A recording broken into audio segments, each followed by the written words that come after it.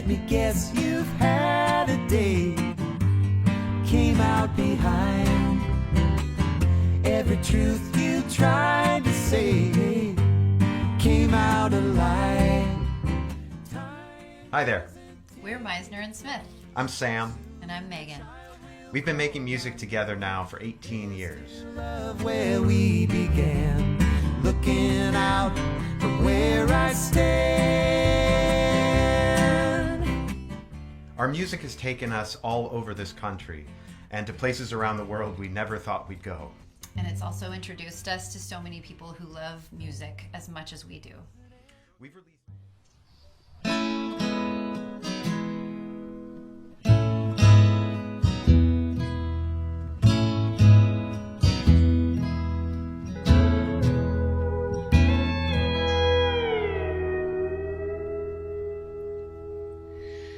asked for your shoulder, not for your soul.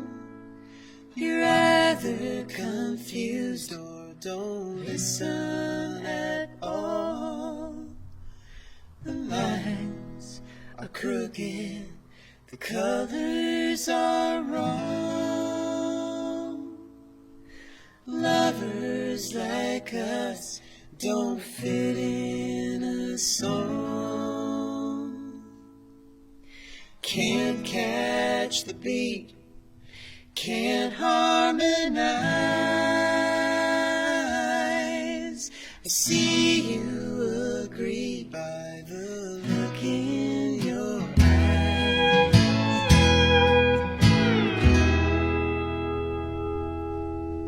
Called into question all that we knew, swimming in circles. What else can we do? Sink or swim? It's hard to decide. Drifting the current, drowning the tide. Can't catch the beat, and can't harmonize. I see you agree by the look in your eyes.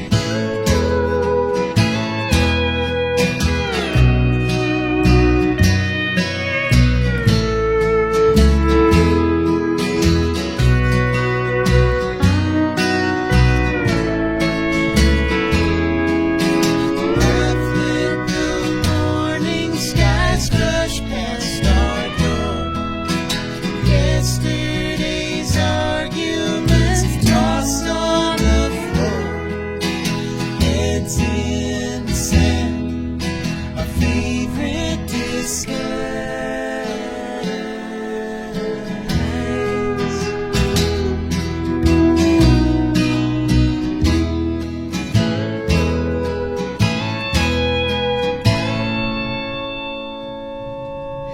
Laid up in limbo, what's there to say? We can't seem to leave it, we can't bear to stay. Kiss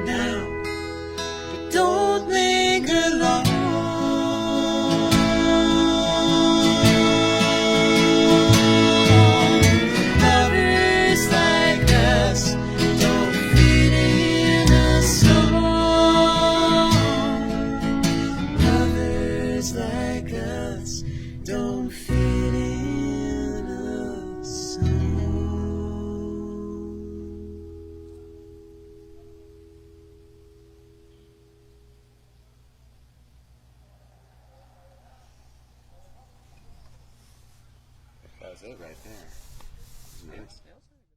I'm Megan Smith, and I am the Smith part of Misner and Smith.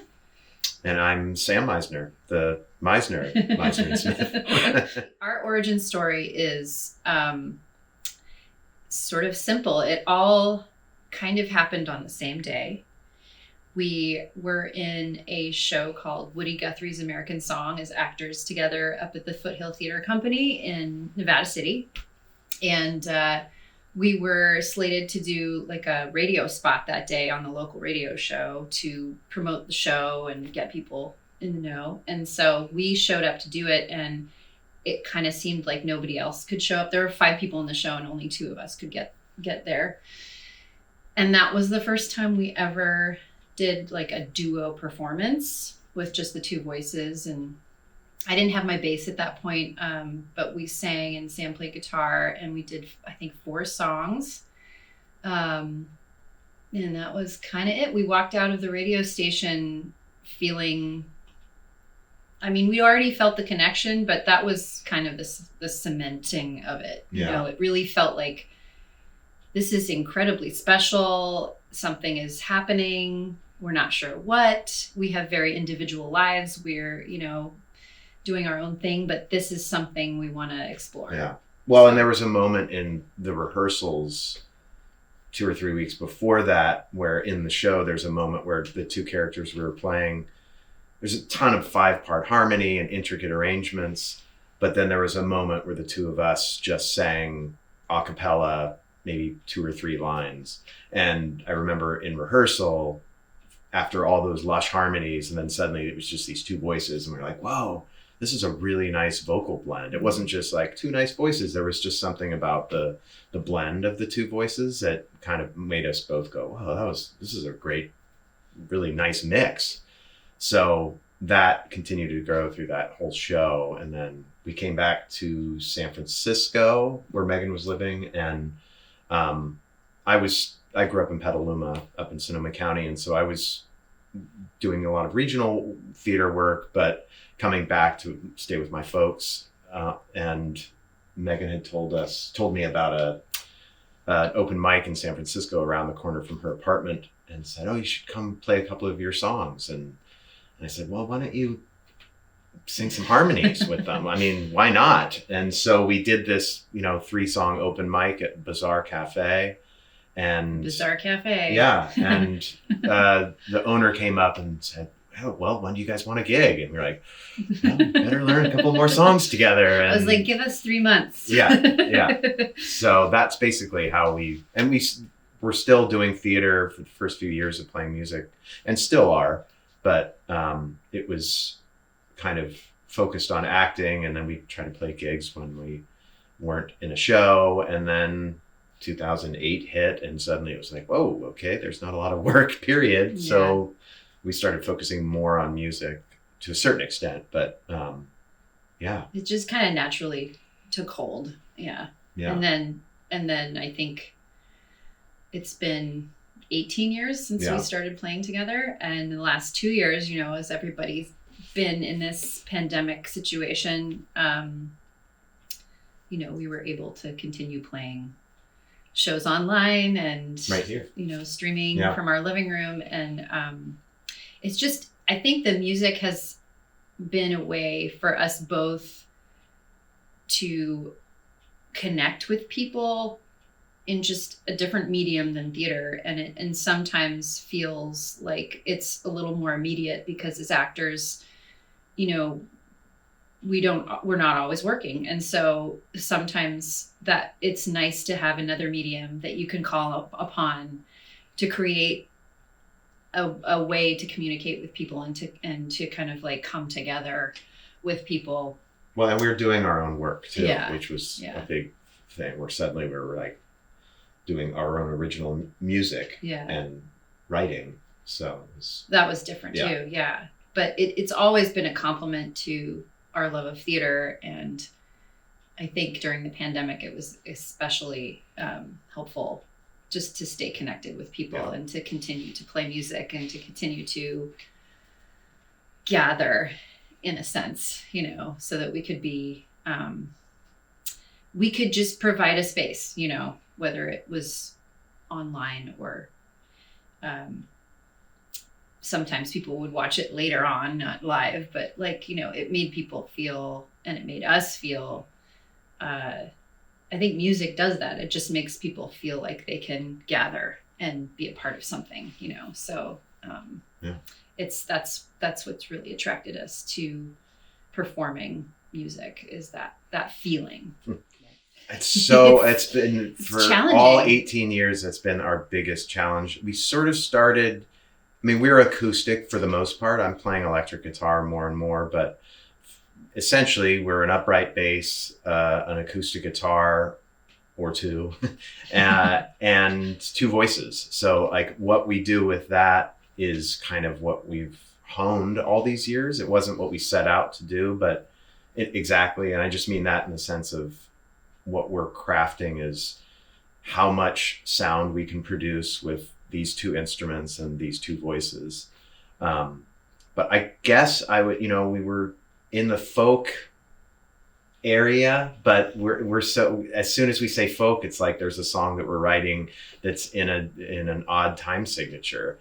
And we're certainly influenced by rock and roll and jazz. So like blues, there's so much. And I think we also try to make our songs pretty diverse in the sense of like just the style. So picking a genre, I guess we've said folk rock in the past, and then we go, I don't know. We kind of get squirmy about it, like we're like folk rock. It's one of those questions that we're always, if a DJ asks or something, if we're doing a performance, so what do you guys think of your sound? We're like, or what is it? I don't know. That's awkward. Somebody once told us that they wanted to do a new genre, funk and folk and rock and charm is what they said. Okay. And I was like, I mean, it's not wrong. So I don't know.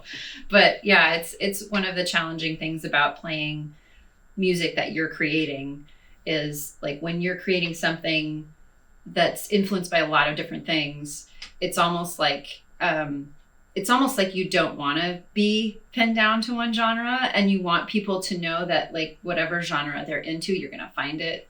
Actually, you're going to find it in what we're doing. And I think the most specific thing I can say about our sound, it comes directly from the songwriting that Sam is providing. He's our main songwriter and writes over 90% of our songs.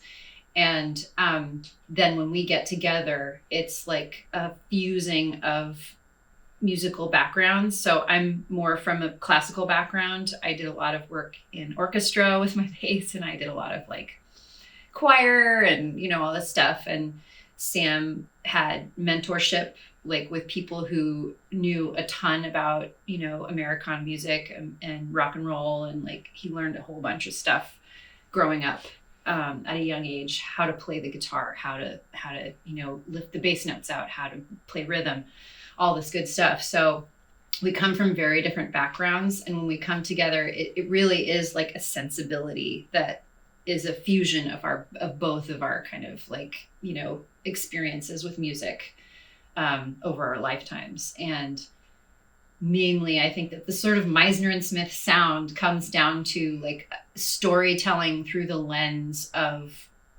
like really rich vocal harmony. And that's kind of like what we're aiming for in terms of like our sound. Yeah. I mean, I started playing guitar when I was about 13, I think. And I took lessons on and off for a few years, but mostly I taught myself or like playing along with my favorite records and CDs. I don't read music, which has always been something I've wondered if I should, but I haven't. I mean, I know enough to know what chords I'm playing and all of that, so I don't mean to sound like I don't know any of it, but I learned mostly by feel and playing along with other people and my favorite records. So, but I also just I just love getting into it, into picking out the specifics and figure, oh, what's the bass doing here? And ooh, listen to what the guitar does here and how it changes there. And so I love picking apart that kind of stuff. So like, I think my education, as it were, was a lot of that, of like getting immersed in the music and picking it apart. And you played in bands at a young age. Yeah, I played in a couple bands. Yeah. I didn't play in bands until I was much older. Yeah. But you went to school. Yeah, you should say you went to school. I grew up in a town that I was lucky enough to, start playing at a young age. I was playing violin and I was very unhappy. And I had a wonderful teacher by the name of Margaret New hand me a bass and say, here, try this. And I was really happy to do it. So that was my first, introduction to the bass. I had been singing. My background with singing was more like Sam's until I got into college. And then I did some formal training at University of Oregon. And I also did some formal training in bass at University of Oregon. And I did, but I was mainly focused on acting in my undergrad. And so I didn't really see the like kind of crossover until my sort of senior year, where I had a senior recital project that I had to complete. And so instead of doing the kind of like run of the mill aria, German Lieder kind of like thing, I went and I asked a bunch of my great friends from the theater department to come over and to the music department and perform a whole bunch of different kinds of little snippets of Shakespeare plays from all different plays. We didn't have all of them in there, but we had a lot of different ones in there. And then I chose different composers who had written music to pair with Shakespeare's words over the ages. So from Dolan, who was like almost a contemporary of Shakespeare, to Gerald Finzi, who is a very modern composer, and a whole bunch of people in between. We sort of peppered some live Shakespeare, some speaking of live Shakespeare performance with these songs that I had chosen to sing in between. And it was fun. And it was the first time I'd really seen the connection between my two kind of loves of music and theater. Yeah. And then I was, kind of smitten, I guess. I don't know. I never turned away from either music or theater. It was always kind of like, two parts of who I am. It was for me too. And also, now that I think about it, I think that though I was studying theater at UC Santa Cruz and worked, my first professional stuff was at Shakespeare Santa Cruz. But I feel like though I was focused on being an actor, I was still playing guitar, and I wasn't gigging per se, but in the songwriting, I always mention, when people ask our influences, I would say that playwrights and they are as big an influence on my writing, especially lyric wise, as songwriters. And I think a lot of that had to do with just the storytelling aspect of the training that an actor has. Influences of playwrights and being trained as an actor and how it's influenced my writing and our songs. Yeah. But the storytelling aspect of what we take as actors is just kind of, we talk about arcs and we talk about beginning, middles, and ends, and not that songwriters don't, but there's a kind of I don't know, I would just say that playwrights and theater influenced our music as much as other songwriters and bands, just because of the creative process that we both picked up. But working as actors and getting into characters and like I said about the music earlier, like picking things apart. Both of these arts really have that aspect that I really love. There's a great story that Sam tells me about a night that happened in the Grove. The Glen. Can you tell I didn't go to UC Santa Cruz? Yeah. I actually did work there, but I didn't remember her name. But so in the Glen one night, they had some kind of electrical problem and all of the lights went out. And this was during Much Ado About Nothing. And you happened to have a guitar because you were playing the guitar in the show. And so all of the house staff who happened to have all of their flashlights came up to the front of the stage where Sam was playing his guitar. He just sort of like had this instinct to kind of come to the front of the stage and just start playing guitar because it was real dark. Well, I was egged on a little bit. Yeah. I wasn't like, here, let me save the day, everyone. No. But it was really, it's such a cool story. And I love that story because that's the marriage of music and theater. It's like the excitement and the spectacle and intimacy of seeing live performers bring a story to life, and then having something like that happen where all the lights go out and all of the spectacle is gone, but a person with their guitar can still, you know, hold the interest and keep the calm of the whole crowd. And then they all felt like they were sort of part of something that was like bigger than themselves, you know, which is what we're all looking for in this sort of ensemble based art form, you know. I just love that story. And I think that's part of why we do what we're doing, is that feeling of like, just like holding people together. Back to being together with people. Yes. Back to being it. Yes. So we have been playing out quite a bit more since the pandemic has sort of opened things up. Things have opened up a little bit more. And in terms of the difference, like we haven't been to or done any theater, but the fact that music can be done outside so much more easily, I think might be one of the reasons that concerts are maybe more well attended than theaters.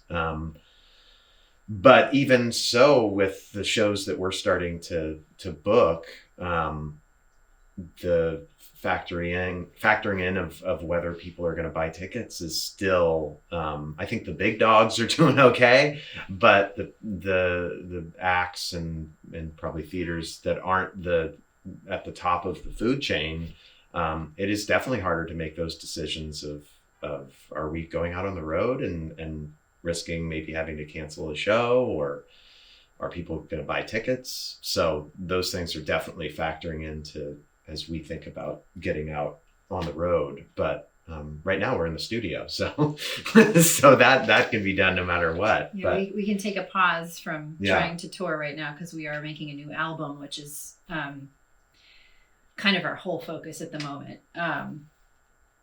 Just trying to it's a lot of decision making in the studio, and it's like we like to sort of differentiate between the live performance of music and the studio work as almost like theater and film. So we have, you know, live performance, very immediate, very uninhibited, and kind of, you know, in the moment with the audience being a very important part of that energy that is produced during that performance.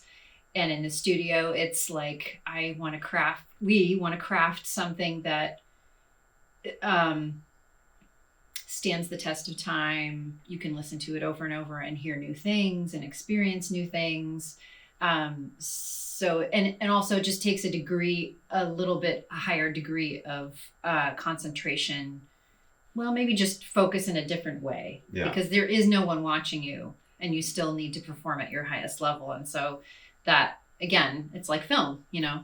It's like film. You bring out the microscope, yeah, and you know the camera's right in your face. So, and similarly in the studio, where you know what in a live performance comes and goes. If it's living on a record, suddenly it's like, wait, let's listen to that again. Did we get that exactly how we wanted? Because once you say yes, then that's what you're living with. So but to be able to have both, the fact that we're out playing more and connecting with people in person feels so great. And then to bring that kind of energy into the studio and we were supposed to record this album 2+ years ago, right before the pandemic. I mean, literally 2 weeks after our first show was canceled and everything shut down, we were supposed to start recording. So we actually ended up having these 2 years plus to live with these songs. And they actually, we were playing them every week, basically, in our living room shows, recorded right here. And so these songs they weren't brand new when we were about to record them, but we lived with them and they grew, and we got to know them in these ways that we're incredibly grateful to have that. Really through our audience too, like through all the comments and through all the feedback that we got from everybody listening. Like we learned a whole bunch about like how they were hitting people. Yeah. Questions about, people had questions about how they were written, and it sort of like really focused us on each song. It made it even more clear what the song needs in terms of serving the song. We come about, creating music like we do with theater, where, our background is always like serve the play. That's where our aesthetic is basically. And so same thing with our songs. We go into the studio, we serve the song. What does the song need? Leave your egos at the door. Best idea wins. Like this is a collective experience with our amazing engineer Bruce Capin too, who is a creative force as well, which we just so appreciate. So in terms of like our connection with theater, I feel like we're never ever gonna lose that connection. Yeah. It is who we are. I remember talking to somebody when I was younger about how difficult it is to be an artist, and you do make the choice with your eyes open. Especially in this society, you have to make compromises in order to be an artist in this society, and you do it consciously. And you make the choice every day. Honestly, it's like being in a long-term relationship. You're working on it every day, and you're making the choice to be that every day. And I remember them saying, oftentimes when you make like your passion, your work, it kind of spoils it, because then you feel kind of like beholden to, monetizing it, all this sort of thing, which isn't wrong necessarily. There is that side of it, but I think what I had to explain was like, it's more like being a different kind of animal. And I think Sam may feel the same way. It's like, I don't do theater and music. That's what I am. And I think that's what will always be, and what will always connect us to each other and to everybody that we meet, is that passion and that commitment to those arts. It's always fun to perform in theaters. I mean, venues are great and all of that, but to come back and play in a theater is always extra fun. We're going to be playing several of the new songs that we're literally recording in these couple months. So we'll be playing these new older songs because they're 2 years older after the pandemic, but playing some of those seasoned songs, the marinated ones, and several of the songs that we've been playing for, the 18 years that we've been together. And I would say also, like, our songs are the majority and the kind of like focus of our sets when we play music out, but we do throw in a few covers now and then. So, each show that we do, since we are doing a 2-night stand, there will be some similarities, but we'll have some surprises for people and do some do some songs that will hopefully make everybody feel united in that way, where you hear something incredibly familiar and that means something deep, to a collective audience, so we're going to try to throw some of that stuff in there too. There may even be a seasonal song. There could be a seasonal, but with our own little twist. You never know. You never know. We like to Misner and Smith things, take a song and Misner and Smith it. Yeah. So. Yeah, it'll be a lot of fun. And we don't often get the chance to do a 2-night stand like this. So it's going to be artistically, for us, it's going to be a really fun thing to do. Yeah, to get a little run at it. Yeah. It's going to be fun. CD spin inside my head, whispering